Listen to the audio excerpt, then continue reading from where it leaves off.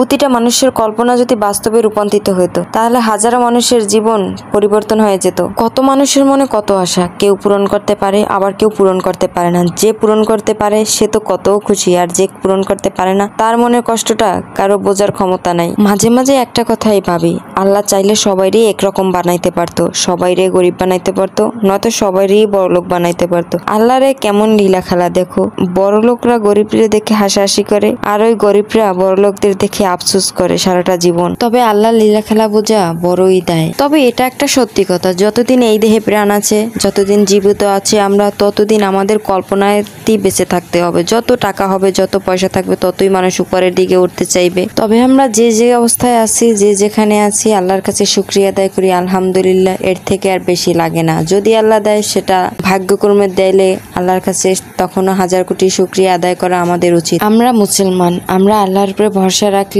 আল্লাহ একদিন ভাগ্য পরিবর্তন করে দিবে ইনশাআল্লাহ। এতক্ষণ আমার ভিডিওটা আর আমার কথাগুলো মনোযোগ সহকারে দেখার জন্য সবাইকে ধন্যবাদ। আমার ভিডিওগুলো ভালো লাগলে আমার পাশে থাকবেন সব সময়। আপনাদের একটু ভালোবাসা আর সাপোর্টই আমি আমার সফলতাটা পেতে পারি। প্লিজ একটু ভালোবাসা, একটু সাপোর্ট দিয়ে আমার একটু সামনের দিকে এগিয়ে নিয়ে যান। আল্লাহর উপরে ভরসা রেখে আর আপনাদের উপরে আত্মবিশ্বাস রেখে আমি এই প্ল্যাটফর্মে কাজ করতে এসেছি।